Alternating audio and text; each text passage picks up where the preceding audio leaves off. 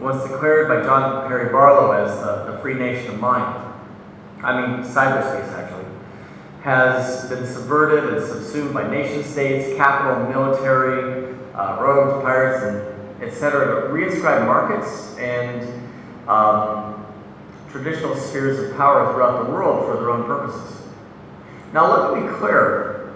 Now I don't have any illusions that Barlow's utopia exists online anywhere except that in enclaves like the Well. But like the mall, Facebook's a private space, and the American ideal of the First Amendment, the United States Constitution, and its promise of free speech exists the same way as in a mall on Facebook. Sure, you can have free speech, but it really kind of fits Facebook's terms of service as well as its acceptable use policy. This is why the online virtual world's second life, in my opinion, didn't become the 3D web.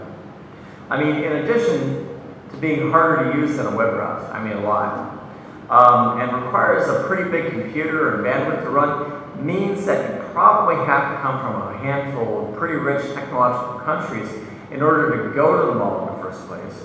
And let's not forget that Second Life was a commercial server company, and while the World Wide Web is a set of standards, it's a set of standards, it's not the technology. And so, like the cultural guidelines for building a mall, it isn't like going to Victoria's Secret. So, understanding that the world mall doesn't exist everywhere, and that entry isn't the same for everybody. And so many places have firewalls like China and Turkey, and it creates other practices. And some of us are making art out of that, like Dina Karacic's use of single-chip computers to host galleries in the underground dark web, or Art Bartol's use of dead drops, online data repositories where you can get archives of information on USB stick, or even the Alexandria Project, huge online databases of PDFs and electronic books. So the point that I'm getting at here is that the internet is a largely American invention. Social media after it, resonating with Olson's term, meaning that we're in a period of culture that's after being immersed in an integrated internet-based sort of culture.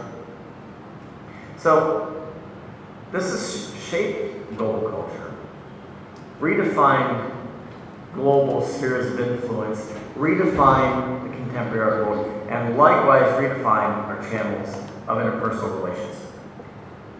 This is no more true than now that because, as I'm talking to you from YouTube, which is owned by another one of these monopolistic stacks of the electronic world, Google, the world index for internet information, defined by their algorithms, comes from America. So, I want to sort of question some of these things. So when I proposed Draw the Karachi Internet, I thought of Hanzo Rigobert's project begun in 1993 called Do It, which has been re-envisioned around the world, including last year at the Sharjah Art Foundation, Do It in Arabic. So these are very sparse, open, flux-like scores of instructions, similar to those in the 1960s. These sets of instructions invite a relational conversation between the initiator artist and the audience in regards to how the art as an interpersonal interaction takes shape. So Draw the Karachi Internet, I'm appearing to you across this network, this place, this set of institutional practices, mall, whatever you want to call it. I'm asking you to imagine with me what cyberspace, the internet, even Facebook would be if it originated in Karachi. On site. It's a sort of network diagram that I have a lot of depths in my friend Barack Arakan for, but it's filled with kind of like post-internet stuff, like cats, memes, Wikipedia. What would Wikipedia look like if the base language is Urdu, right? But online, it's conversations. We're going to make it into a book. It's going to be this YouTube video.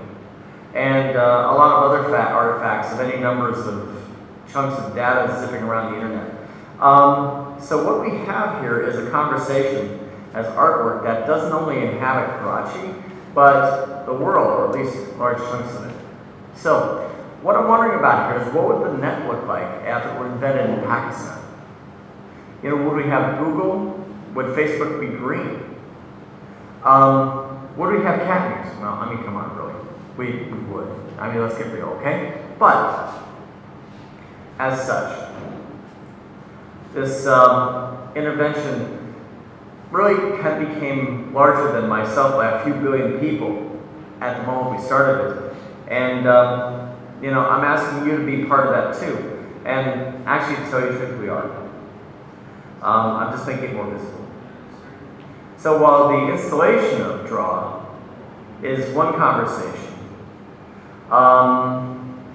the conversation about the internet as existential condition takes part every day around the world without us thinking about it, and Draw the Karachi Internet is my wish to make these institutions and practices that we more and less live with simultaneously, as you know, alongside our everyday lives, more visible.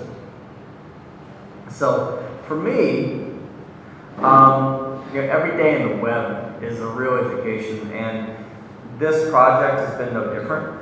You know, I mean, although I'm offering our Facebook group as a record of the online part of this conversation, and I hope you'll be part of it in Karachi and also online.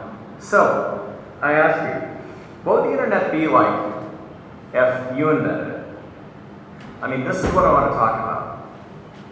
So I hope you join me. Thanks to Mehreen and Yasir for having me. And this conversation is fantastic, useful, and let's draw the Karachi Internet. Thanks.